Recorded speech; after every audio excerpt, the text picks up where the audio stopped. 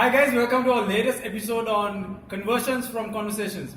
So today we have a couple of things to talk about. Yeah. Primarily, okay, you want to start conversations, you want to optimize your journey, you want to do a lot of things, but how in the world are you going to get people onto your platform, or how in the world are you going to get people to kind of get into your bot or get into your messenger, or how are you going to do that? Yeah, because driving conversations is not really a new social media strategy. We just need to understand how we can tweak our campaigns to really acquire subscribers at scale. Because like a bot is an investment for you and your brand, but then unless you have subscribers, it doesn't really make sense for you as a marketing channel. So a couple of things that we'll be talking about are like what are the best ways or best practices to acquire subscribers for your bot. However, before diving into that, one of the misconfusions I would like to clarify is that there's a differentiation between your business page inbox and a bot for your business. Absolutely. Using your page inbox as a marketing channel is really against like user experience and policy recommendation, because like users don't really come to your page inbox with an idea that you will reach out to them again or re-engage them again. So it really goes against policy standards and is a misuse of the messaging platform as a whole. But bots, on the other hand, are a completely different ballgame. Exactly. And Shadab, just to set a bit of context, let's say if somebody has inboxed you and there are a lot of messenger, they claim they are messenger platforms or whatnot, but basically what these tools do is they broadcast your Facebook inbox. For example, let's say if a person was replying to the people who have inboxed you, that's a completely different story. Yeah. But messaging at scale through inbox is an entirely different game, and which is also not necessarily compliance with what Facebook expects you to do. Yeah. And you have the risk of losing your entire page. Let's say you have built 1 million followers and you have thousands of people inboxing you a day. Yeah. You might lose it all by being on a platform that is not compliant with this. You might lose it all. You might get red flagged. You might face a lot of hassle that you can really like sort of divert by really investing in a proper channel, i.e. Chatbot. So this is something you have to keep in mind. So let's jump into how do you get people to subscribe to your messenger, and what are the kind of things that we can do. So organically, one of the basic things we can do is we can ask people to comment more on the post that we're sharing on Facebook. And we can have another bot can essentially, and a lot of platforms support this, including ChatLeads.io, is that whenever someone comments on a particular post, you can add that person onto your bot immediately. But the challenge is, how do we optimize that experience? Comment from bot, there needs to be some sort of a value addition right there. Another thing we can do is we can do paid acquisition campaigns by putting out posts where the call to action is essentially to message you on your bot. So whenever someone clicks on Messenger, the bot is automatically going to respond, and they're also going to become a bot subscriber.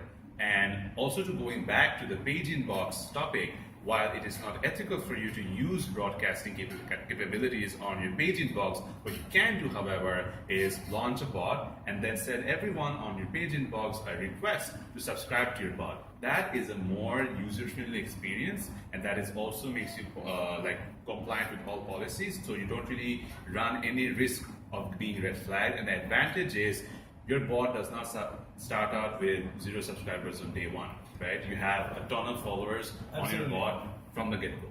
Exactly. And also one thing that when you are using that kind of platform is you miss out on the capabilities of segmenting.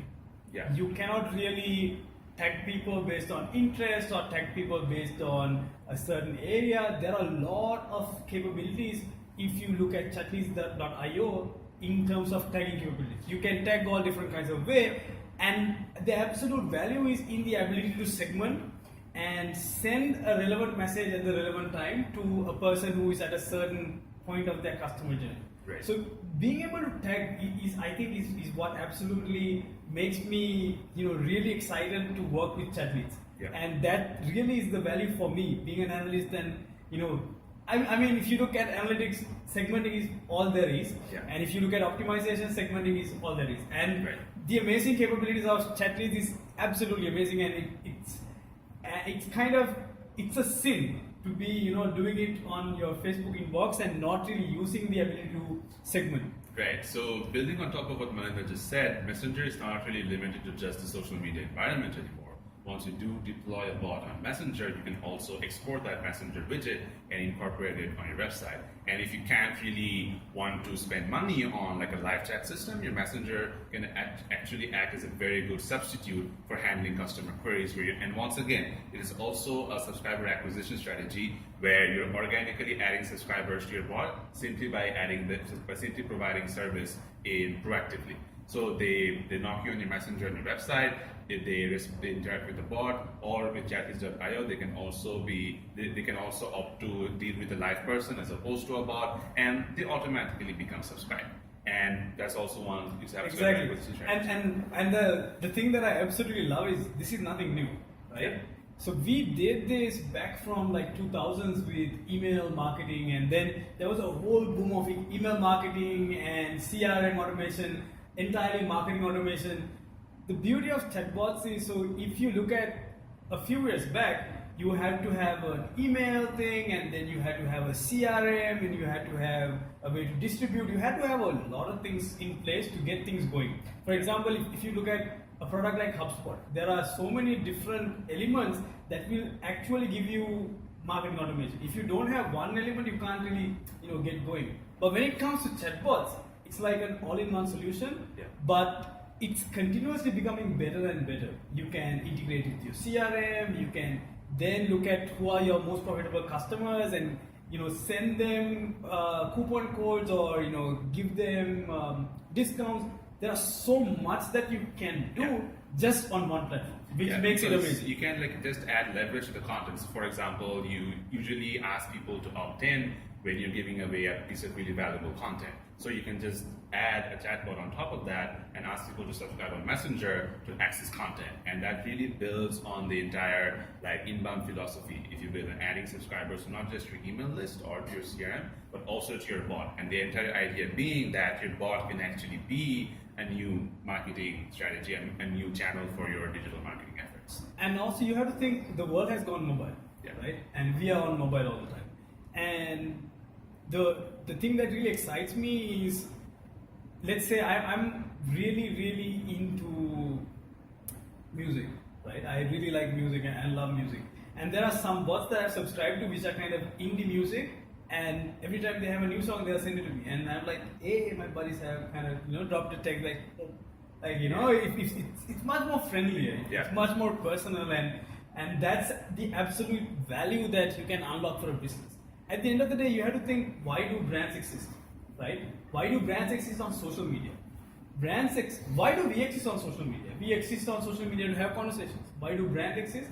For the same reason. You are there to have very personalized conversations. If brands can do this at scale, if brands can have personalized conversations at scale, that means you can continuously acquire and also get them engaged. So next week what we are going to look at is how can we work on engagement? How can we, now we have got these users, how can we continuously keep them engaged, and how do we continuously drive them through the funnel to the point of conversion? So the value bomb that we are going to drop is that engagement is not equal to broadcasting. FYI, if you're just sending spammy messages, that's not really going to engage anyone. So stay tuned for our video next week. We're going to talk about why broadcasting is for, why it exists, and how we can make the best use of it. But at the same time, how broadcasting isn't necessarily the only way we can engage our broad subscribers. So do stay tuned, and we'd love to hear from you about feedback about this video. And if you have interesting ideas or hacks about how to acquire users, feel free to drop it in the comments. We'd love to hear from you. And if you like our Lullabies attire, send a message saying you look cool. Cheers, guys. Cheers.